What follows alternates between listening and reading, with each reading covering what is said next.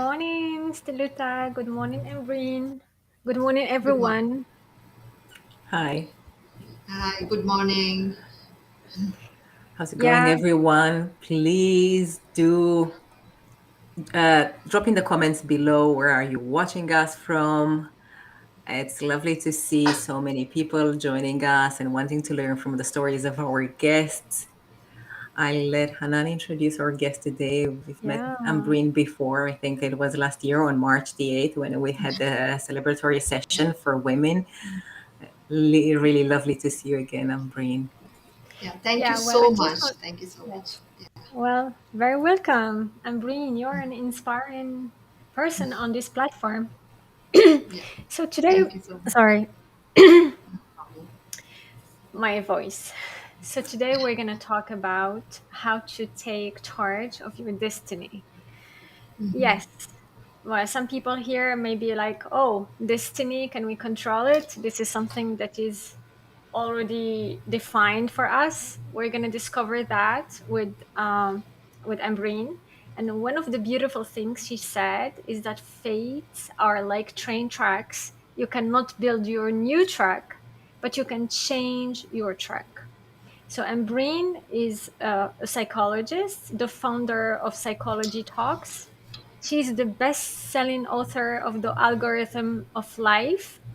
This achievement has been happened in one day, and I am so eager to know the secret. she's Sure. she's a passionate person, passionate about helping people to understand the importance of psychology in their daily life, and we all need to understand the psychology to be able to cope with daily issues and challenges. So please, Ambreen, can you tell us more about you? How did you get into this path? I know that you were in the corporate before, so tell us a little bit how you started in this journey. Okay, thank you so much, first of all, for having me here. And you both, like Hanan and Steluta, both are inspiring to me as well. I know that your posts and your content resonate so well with mine. So thank you for having me on your show. It's really an honor.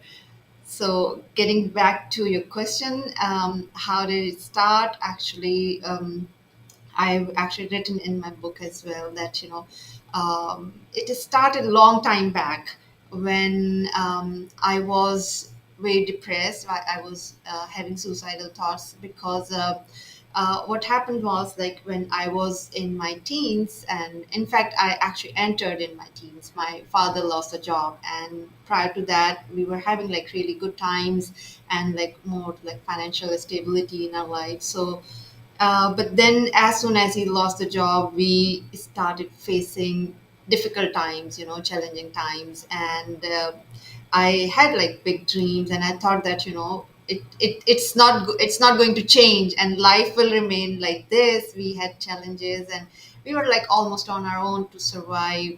I started, working at the very early age. I started giving tuition to the people or the kids around in my locality to to support myself and to also support my family. And even like I started my college. And but the thing is that, like, it's the way people started, like the way they changed over the period of time. Like when you have it's certain status in the or financial stability is most importantly in the society, people start looking at you at a different from a different perspective. I think they change when your condition changes. So I think these status and everything matters a lot to the people. And when you see them changing, it hurts, right? So all the being a sensitive person, I used to cry a lot. I see like how people behave the way started behaving after my father lost a job. So it was really depressing. And over the period of time, I developed like I started isolating myself from the people. And I was thinking that it's the end of the world. Like I cannot live in this life or in the miserable situation. So I thought that I need to finish or to end my life, because I don't want to take the pain anymore. But at that point in time, when I decided, I started looking for some means to, to commit suicide in a easiest way, in a easiest possible way, which shouldn't hurt me, or which shouldn't be, which is not very painful. And in that struggle to find out what is the easiest way, I realized that actually it is not the it is not something that I wanted to end the life. It's the pain that I wanted to finish. It's the miseries that I wanted to finish. And I wanted to get rid of all these uh, miserable thoughts in my head, that I was trying to, uh, end that thing, not the life. And that when I was actually trying to find out what are the means to commit suicide, I actually saw that, there was a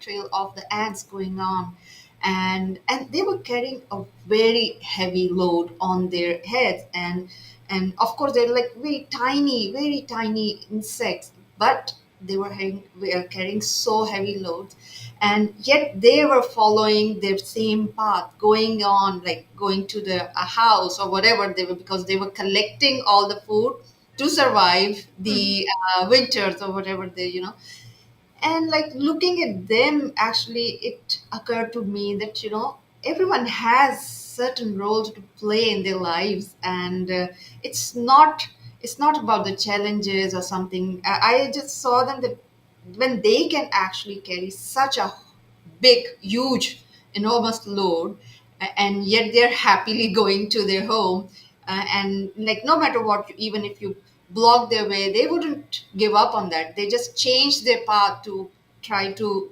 reach their destiny, or to reach their destination. So that at that time I realized that, I think life can be changed the way these ants are changing the, path, and maybe I can also change something. And then I realized, and I thought, I think this is all in my head. I need to change my thinking. And that's when I realized, I try to change my thinking. And then I mean, it sounds cliche that, when you change your thinking, that everything around you change.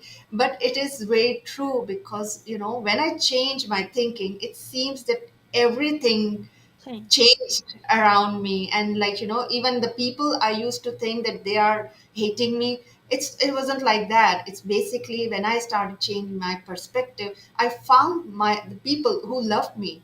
I found the people who accepted me. So yes, there are struggles, and there are challenges, but the thing is, when you realize that, they are there for certain reason, and when you realize that reason, it becomes your strength. And just and when I found out this entire thing, I think that I need to share this message to the people, and from there on, like, I'm on the mission to help people.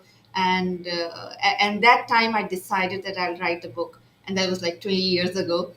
And from there, and of course, because at that point in time I didn't have many resources, I didn't know how to write a book. So I set myself a target of 20 years. That and in that time I thought that, being like a woman from an Eastern culture, you have like a lot of societal pressure, that you need to get married, you need to have a stable life, established career or something. So I that's why I gave myself 20 years, that I need to settle in my life, get married, have kids, and then start working on my book. And in the meantime, I knew that at that point in time, because I was so young, and if I had shared these thoughts, nobody would have believed me at that time. And also, I wanted to give my readers credible information, authentic, because and that's why I wanted to gain more information, more knowledge. So whatever I'm saying should be proven by some scientific facts, or should be backed up by more evidences or experiences. So over that period of time, I collected all those experiences and knowledge, so I can share whatever I know that I'm sharing is something not that came to my mind that day. It's basically backed up by scientific knowledge, and it is observe the way that I've observed, or whatever like I've experienced. It is authentic and credible. Well, So thank in brief, this is my Wow. story. Thank you, Ambreen, for sharing your story and for being true to yourself and authentic and sharing really personal things and all these amazing things that you experienced that brought the best out of you. I heard you talking about suicidal thoughts and difficult moments in life. And one of the things that really inspires me when I learn the stories of others is how observing these aunts made a difference in your life, because I myself had a similar experience, just a minor experience in your life. Observation can make a click in your path and shift your mindset. One of the True. questions, one of the questions that we ask often to our guests, since we are talking about resilience, is that we all have challenges in life. We all went through setbacks and obstacles and even depression and difficult moments. But each person has her or his mechanism to overcome these challenges. Like for me, I remember it was always for me, okay, every morning I wake up, I have two choices. Okay, in the middle of the mass of the struggle, choose, Hanan, either this. So I would love to know what was your mechanism in handling these suicidal thoughts every day. Yeah. Which was your strategy in building Yeah. the resilience? Yeah, that's a very good question, because what happens is most of the time I've seen like people get into the flow of these thoughts, like, because most of the time we in our head there are lots of voices. Some voices like tells us that you're no good, you're not good enough, you don't look good, you don't have this, you are not confident enough to go that, you are a loser, or something of these voices.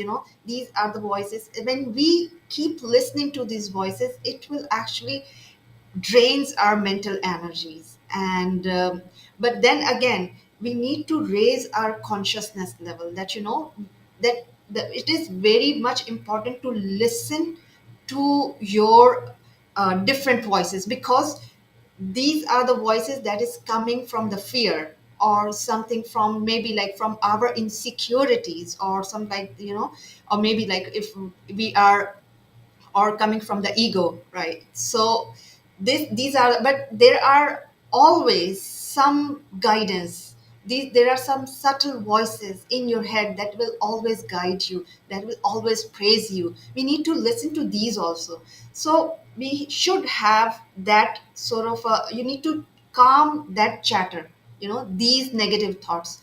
They, like, everybody has that, because it's our mechanism. It's, I would say, the default mechanism of our mind to get into the negative thoughts first, because that's how our body or mind is designed to protect our well-being. Because whenever we try to go in some danger zone or the unknown area, or something that we are doing something for the first time, our mind raises a red flag or a warning sign that don't go there. And that's how it is meant, because it is meant to protect our well-being. This is the survival mode. But we need to go more like beyond the survival mode, and we need to listen to the other voices also, which are actually quite positive. And that this voice is basically our soul's voice. That what I have actually also highlighted in my book, that this voice, the intuition, is always telling you the truth about yourself, and also guiding you to the right direction. What do you want in life? Why do you feel that way? So the best thing is that you because how I realize is, like, as I told you, that I was having that mental conversation. I was trying to figure out that what was the least painful way to actually commit suicide. But then I was listening to my thoughts. At that point in time was the time that I was having the deep connection with myself. And then I had the moment to listen to the voice that was actually telling me that okay, these thoughts maybe not mine, maybe these are the negative thoughts coming from my fear or coming from my ego. So then I realized that you need to actually quiet that mental chatter, which is actually, and I'll tell you that most of the, like 90% of our thoughts are negative Negative. thoughts, you know. Yes. So you Yeah. need to, you listen to them, and but don't act upon it or don't actually resist it. You try to focus, you change your focus on the positive thoughts, and then listen to them, that what is telling you. And then when you realize that okay, this is something that I want to go in that direction, and then when you go into that flow, you will always find the right direction. And that's my experience, and that's my observation also. Like, you know, whenever I try to uh, listen or to follow the intuition, it will lead me to the right direction. It will help me make meet people, you know, that will lead me to the right direction. So I would just say the only thing is that you need to uh, quiet the mental chatter. Don't listen to the negative thought, don't repress, don't resist them.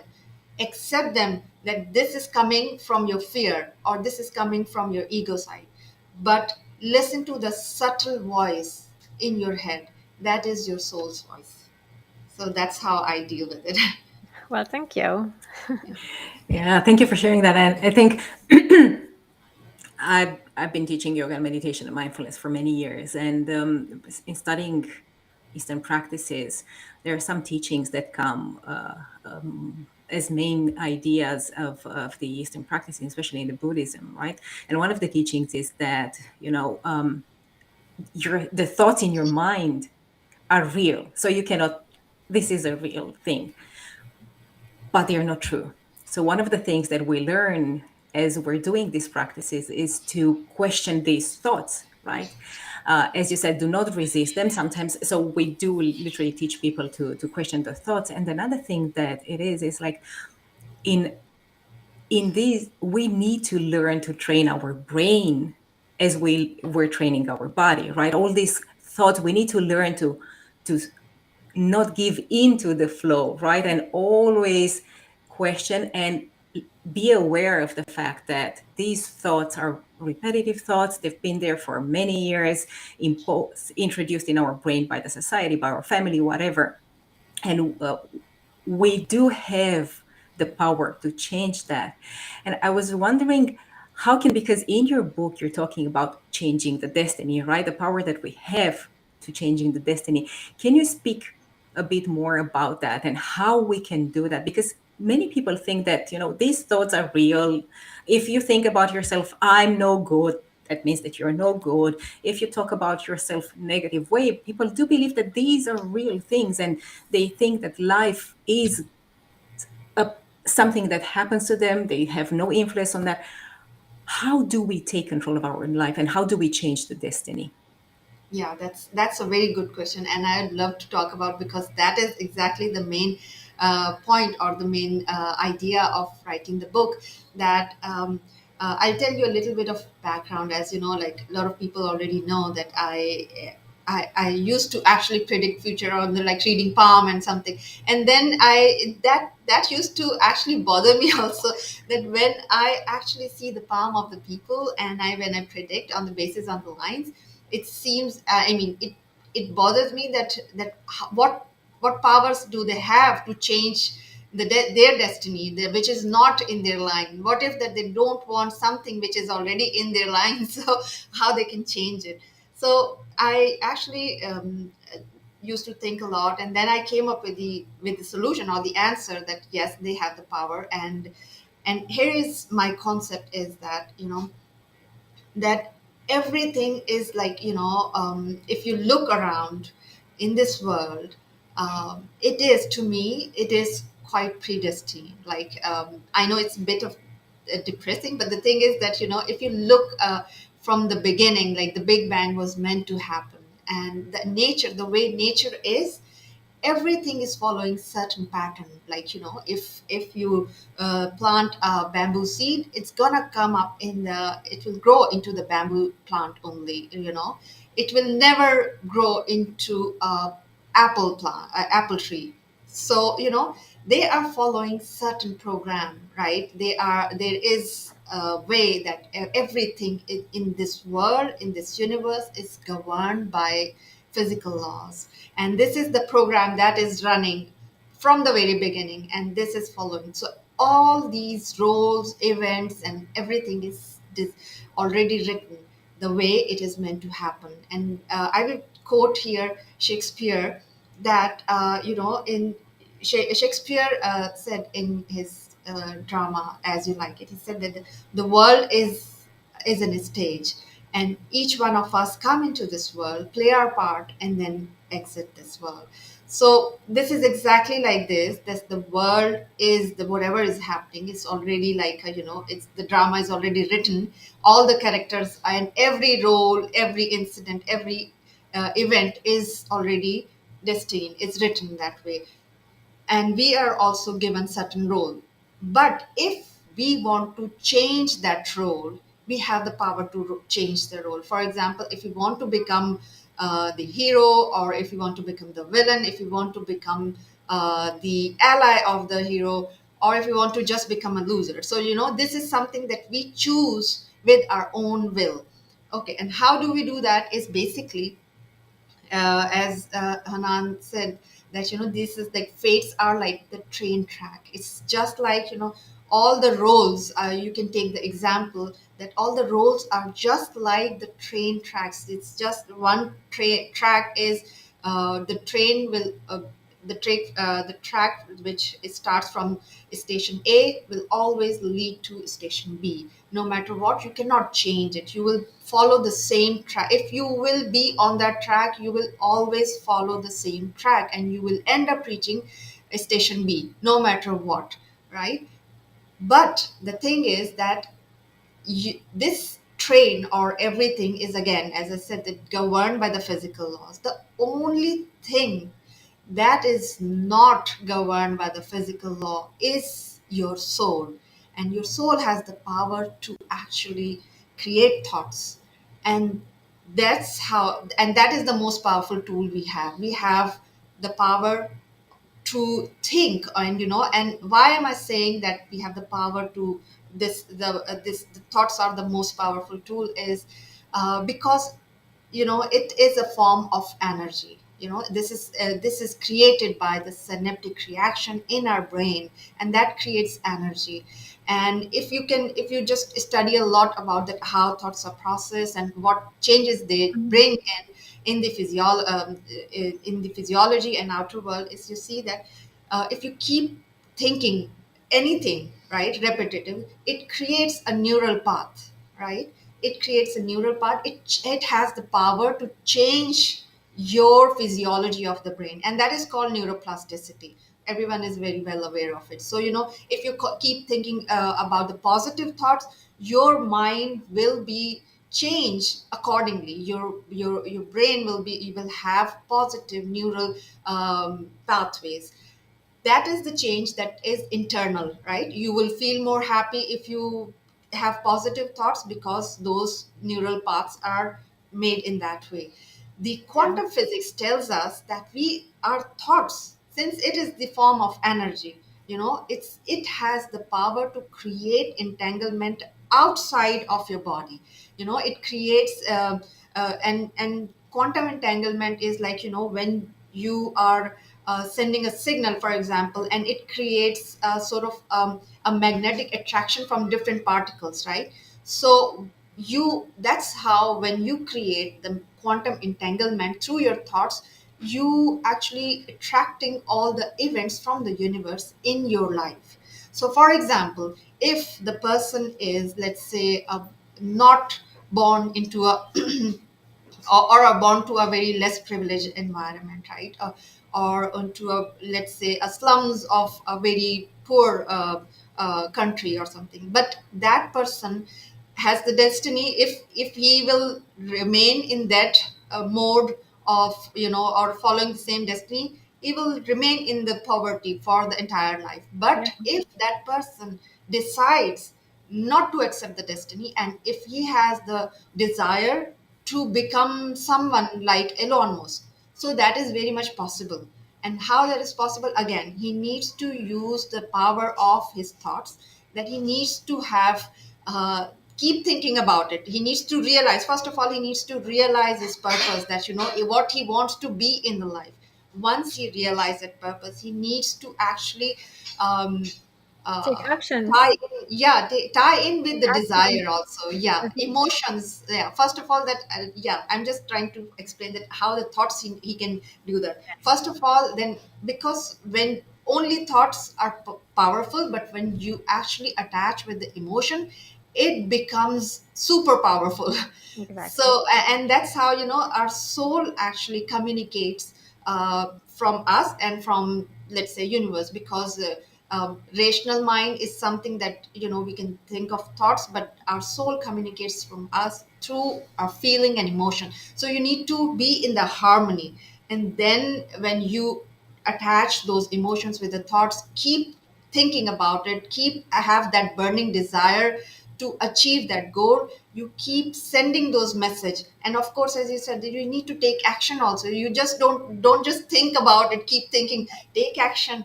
And then you will see that then that is how you become in charge of your destination. You sending the signals to the universe to bring those all the event in your life, right?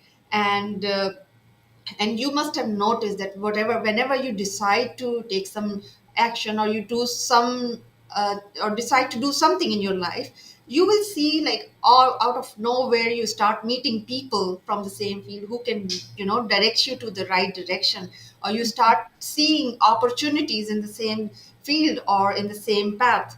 So that's how you become charge of your destiny. You become the creator of the miracles in your life. But one more thing that I want to Yeah, highlight here, and yeah, yeah, exactly. Because I have something also very important yeah. here. One of the things that you Okay. said is that the first step to creating your destiny is finding your own purpose. And I know this is something we often talk about. And maybe many people they would like to find their own sense of purpose, but they don't know how. Can you share Yeah. more about this, please? Yes, that's again very very good question, because it's very important to actually, as I said, that you need to connect with yourself. You need to listen to what your thoughts are saying to you. You need to uh, uh, quiet the mental chatter, as I mentioned, because if there is so much noise going on, because then you won't be able to listen to those subtle voice of your intuition, of your soul. And that will, you need to find out that what actually you like to do. Just imagine that if there is no if there is no sort of like, if you don't need to, if you don't if you want to follow a career without where you don't need any money, or let's say you have like millions of dollars already, and then you need to choose a path, what would you want to be, or what would the field you choose? So like, these are the questions that will help you overcome like all these societal pressure, and then select what you want. And I would just say that spend more time with your own self. And when I said, I think I yesterday I also posted that a lot of people say that spend time in solitude, but what they do is, when they go in the solitude, they start listening to music, start reading book, going to watch the TV. No, that is not the time you spend with yourself. When I say that spend time with yourself, you need to be alone, talking to yourself, l- observing your own thoughts. This is extremely important. When you connect with yourself, you listen to what yourself is telling to you, and that's how you become your best friend. That you listen, what do you want, you ask yourself that what I want in the life, and then let the thoughts come in and observe these thoughts. Don't resist. For example, you say, sometimes you might hear this, that life sucks, I don't like this life. Okay, just let yourself talk. It's just like, the imagine that there is the other person, in front of you, and then you listen to these thoughts. And it's the best thing is, like, what I do is I also journal my thoughts. This is the best way you actually understand that what yourself is telling you. Write down all the question, what do I want in my life, and then you start writing down what I want, why do I want, where would I want to be in, like, let's say 5 years, and why. It's very important is like why you want. Is it because someone else is telling you? Is it because your family is telling you? Is it because the society is telling you? Or is it really really you want to do something? So that's how I feel. It's that's how you can find out your purpose. Again, like, you can also explore your hobbies, because these are also some indication when you are whatever you want to do, when whatever you love or to do. It's like, it's still like some people start having these hobbies, and they spend more time in this. So the first important thing is that you need to connect with yourself, listen to your thoughts. Yeah, thank you. Well, I'm just gonna sum up one of the things that I learned from Ambreen in order to control your mind and your thoughts. Well, two things impacts, in fact, the mind is the thoughts you nurture and the images that you send also to the brain. So be careful with what you are nurturing every day. Stop, pause, and take time to identify these thoughts, because you cannot change something that you don't know. You need to know what's going on. What's the, let's say, the parameters of your programming that goes to your brain. And the brain, after all, is like a computer. When the computer, it slows down, it doesn't work as efficient as we want, we have two choices: either we change the program or we change the computer. Well, we can, in this case, we cannot change ourselves, but we can change the program. And changing the program starts from awareness, the awareness of what's going on, what kind of programming we had. And then once we identify this programming, we will be able to upgrade it to the level we want, to the lifestyle we want, and the things we would like to attract in our life. Yeah. Yeah, and this is a continuous process that we're doing, right? And the more we engage in this process of changing our biology through changing our thoughts, the better our life gets and the better we become at this, because this turns into a habit, right? And if we study habit, we learn that the more we do a thing, the easier it gets because it becomes automatic, right? So the more we learn to be aware of our thoughts, the easier it will get for us to be aware of those thoughts. The more Yeah. we learn to change them, the easier it will get to be into this habit of changing our thoughts, which will translate into, as you said, impacting the reality, seeing Yeah. more opportunities, attracting more people in our life, and spending time in. So I really loved what you said about the solitude, because I've seen many people when they spend time by themselves. That's true. They plug their earbuds and they listen to a podcast or a book or something like that, or they do other things, but they do not take this time to really either meditate or pray or journal, and really take the time to be with their souls, as you said, and listen to their souls calling or their souls words. And these are so many beautiful lessons that you shared with us today, Ambreen, and we are so happy and so grateful to have you here. uh, is there any advice that you would like to give our audience before we wrap this session up? Yes, definitely.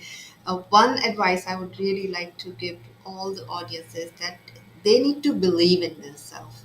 And that's one thing that, and why do I say this again? That, when you believe in yourself, that means that you are letting your soul be in charge. And, because, as I said, that when you listen to yourself, and you follow what your intuition is telling you, so that's how it is. You're believing in that voice, you're believing in yourself, that okay, you're going wherever you're going is the right path. Whatever you are thinking, you can achieve. And it is very much possible all the time. Like, it's, as like a lot of people are said, that it seems impossible unless it is done. So you just need to believe that whatever your goal is, whatever your dream is, it may seem impossible at that moment, but when you start doing it, you will accomplish. So nothing is impossible. You just believe in yourself that you can achieve anything you want, anything that you put your heart, mind, and soul to it, it is achievable. Yeah, I believe that too. The only limit is the mind, because you know Absolutely. why? Because I notice in some posts on LinkedIn, there are some people who post like, oh, those who believe that nothing is impossible, they were born maybe lucky, and because they maybe have the resources that others don't have, and because it's impossible to have everything, blah, blah, blah. Well, I just want to say something that even us who are talking to you came from really difficult situations, toxic environments. Um, for me, a lot of health issues. And I experienced situations where I didn't even find means many complex situations. And when you embrace the thing that Ambreen is sharing with us, when you embrace this positive attitude and you keep going, taking actions, a lot of things is repetition. It's true that it's tough. I'm not saying it's not tough, but the best things are not easy. So you would Yeah. like to go for easy things? Good luck. You go for a change, you would like to go for something different, something that would challenge you, something that makes the best out of you. Well, do the work. Yeah. Repeat and repeat and repeat and fail and repeat and Yes. fail again. And that's okay. We all fail. Yes. Exactly, and as you said, Hanan, it's no easy work, right? So it's not, just to make it clear, it's not, you just make up your mind that you want to change your life and just like in a blink everything changes. It's a continuous work that you need to do with yourself, and you need to also take the actions, as Hanan said earlier, in order to achieve those goals. So have the vision in mind, have the why behind you, and always at the forefront of why you're doing that, but taking action continuously and opening your life to receiving. I think this is one of the things that I teach quite a lot. It's like you need to open yourself up to receiving, which is really important, because many people go, and I think we spoke about that last week with Chris Cook. Many people go in life with, they with one foot on their accelerator, but with their hand on the handbrake, right? It's like they want to move forward and they push the pedal, but on the other hand, they're not open to receiving. They still hold themselves back. So these are so powerful teachings, Yeah. guys. Oh, thank you for watching us. So before we go on, Breen, where can people find you? Where they can find your book? Tell us. This is such an amazing book. So again, for the ones of you watching, Ambreen's book is a number one bestseller in on Amazon. Is, I think, in top 5 or in several sections of Amazon books. So please share all the details with us. I'm sure people are excited and really anxious uh, to buy your book. Yeah, sure. First of all, my book is available on Amazon. So if they can search the algorithm of life, it will appear to their, like, on their screen. And I'm very active on LinkedIn. So if you want to reach out, just message me on the LinkedIn, and I will be happy to help you out. And if and through my I have the website thepsychologytalks.com, and they can just find out all the details about my book, about my work, and through my website also they can connect with me.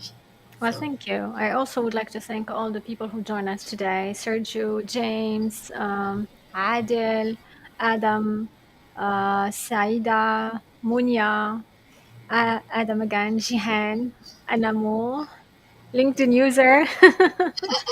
yeah, There are a lot of LinkedIn users.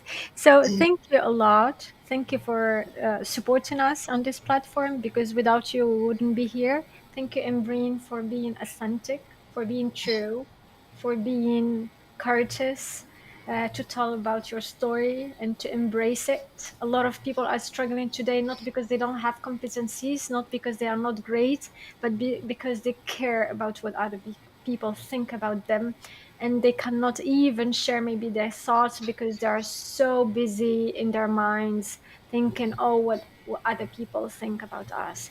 So let's be open, let's be just who we are, tolerant, We can be great one day, we can fail one day, and this is how life it is, and we embrace all of it. So thank you. Yeah. Stay with us, Ambreen, and then see you next week. Thank you. Thank you, Thank you so everyone. much. Thank you. Okay. Thank you, Bye bye. Ambreen. Bye, Thank everyone.